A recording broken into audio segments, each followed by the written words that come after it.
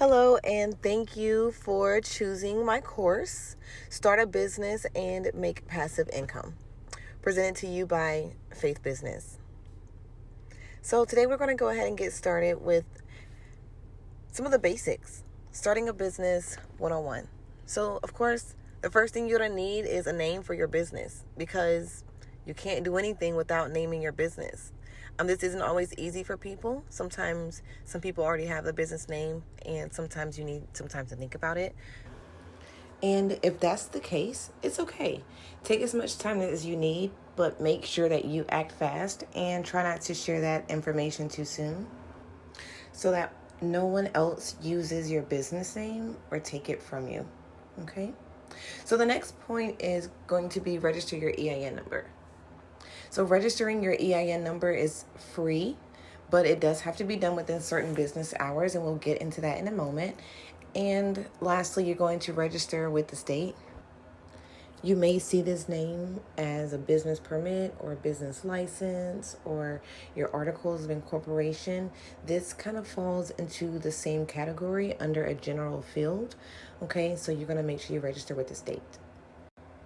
Okay, so our next slide is going to be naming your business. So going back into more details, again, of course, if you don't have a name for your business, then you're just simply doing business as yourself.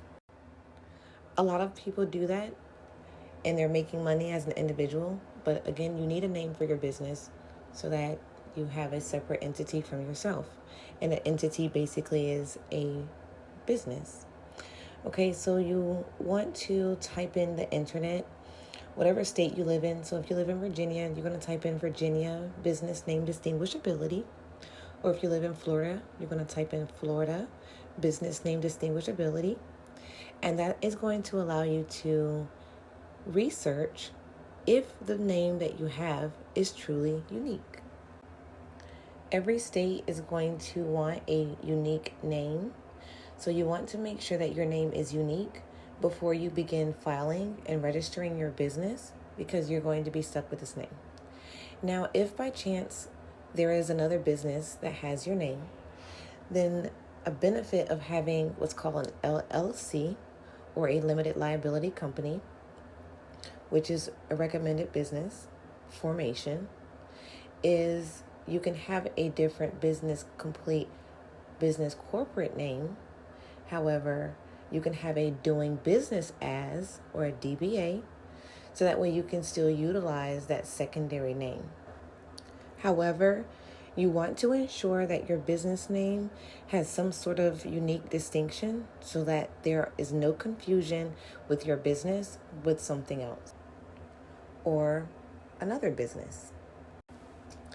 Lastly, a fictitious name is something that you can get on the court level for some sort of certification that you do have a business in that county that is registered underneath that name. Next, we have creating your EIN number for your business. So your EIN number is like your social security number, but for your business. You're going to need this for almost everything that you do to certify that you have the identity information for your business. Okay, it's going to be a 9-digit number. You can register online for free, but you must register within normal business hours, Monday through Friday, and the time can range between 7 and 6 p.m., but it may be in a smaller window frame, such as 9 to 4:30 p.m.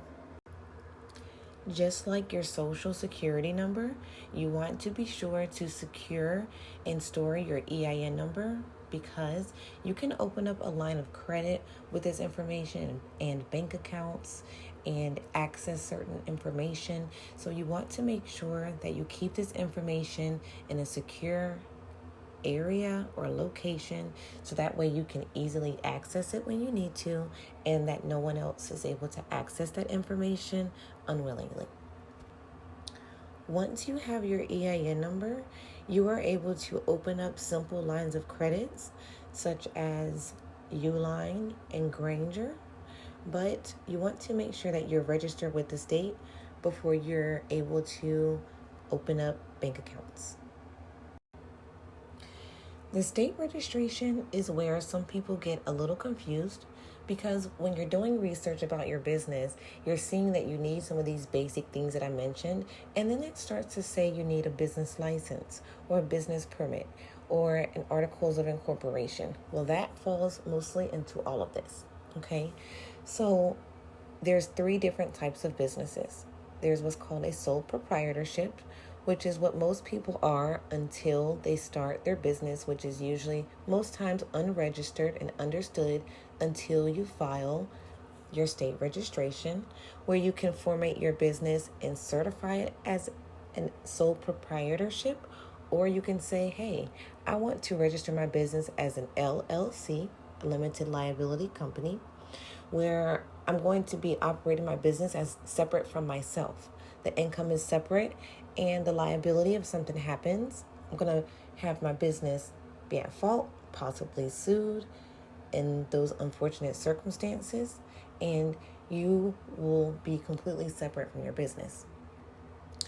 And then also you have a corporation, and this is where you have board of directors, chair members, you may have public stock available online, and this is typically for a larger business. And most people fall under the LLC, and there are a lot of benefits for that. So if you want more information on an LLC, just let me know, or you can follow up on more business videos like this. But trust me, you will be confident forming your business as an LLC, and it is recommended. So your next step or first step with your state registration is going to be creating an account. This is going to be as simple as registering for an account. Every state has a different fee, so you want to make sure that you're aware that these fees can range from under $100 to $200 or more. So when you create an account, they're going to ask you to verify your business name, because as you're registering, you need to make sure that your business name, again, is still unique. And they're also going to ask you basic questions such as when did you start your business and other basic business registration information. They are also going to confirm your formation type, and here they are going to ask you how you want those letterings for the LLC to be listed after your business name.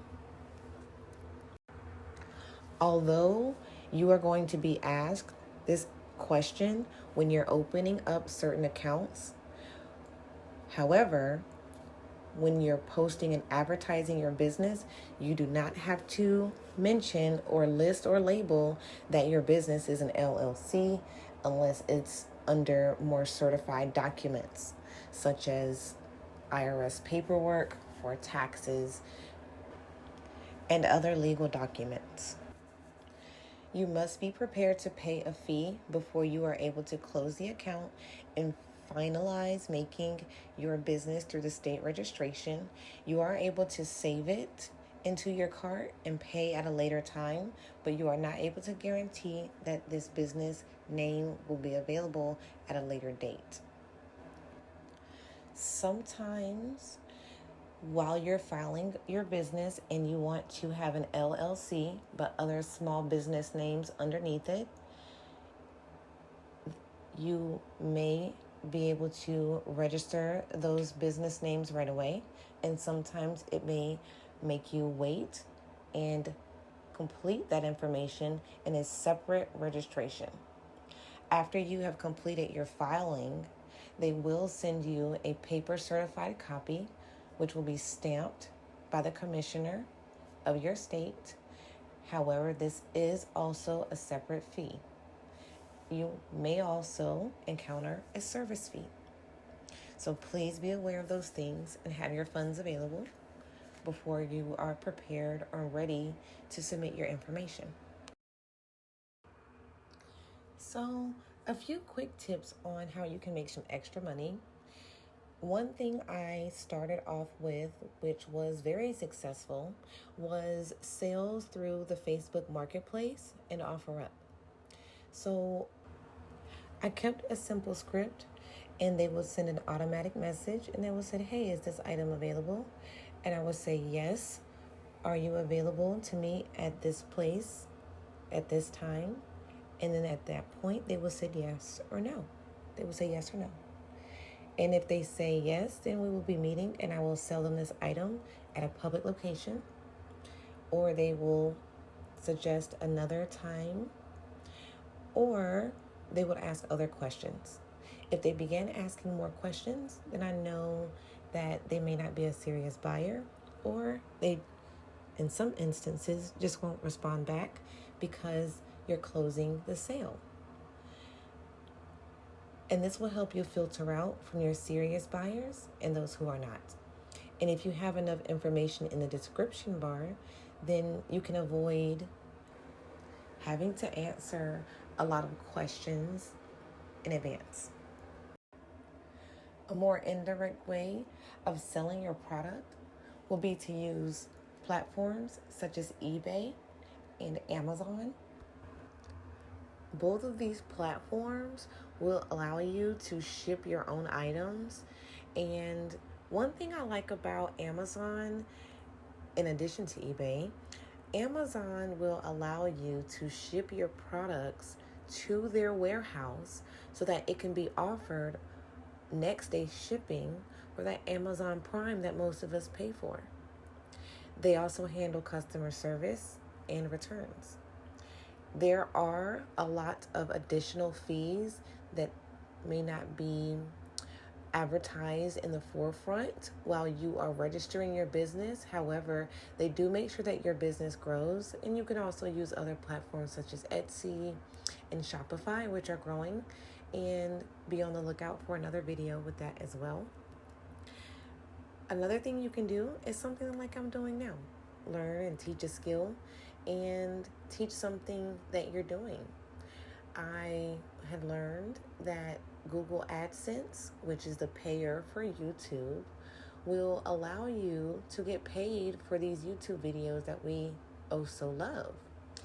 And the videos are based off of analytics, and they pay the most money for videos including money management and finance and health and fitness.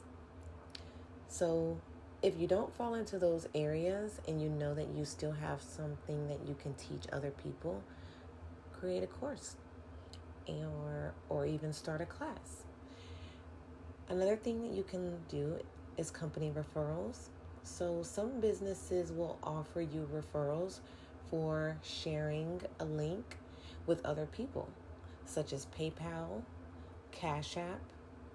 Sometimes your local bank will give you a certain amount of money when other people use your referral code and open up a bank account there. So you definitely want to try to utilize those referral fees. And another way you can make money is based off of your personal company website. And you won't have to pay a lot of commissions other than maybe credit card fees and other general basic fees. You're still going to have a part of that hassle of packaging your own items unless you're doing something more indirect. And this is actually a great way to start for businesses looking to know what it's like to have that hands-on experience for your business, and maybe want to see what it's like to have different costs in different area and if you're able to save. If you have reached the end of this course and you are thinking that you want to go ahead and start your business and you would like some assistance from me, please send me a quick email and I will be more than happy to assist you. You can go to the website directly on faithbusiness.com and submit an inquiry or contact me inquiry, or you can send me an email directly at sierra@faithbusiness.com. I hope that you have enjoyed this course, and thank you for watching.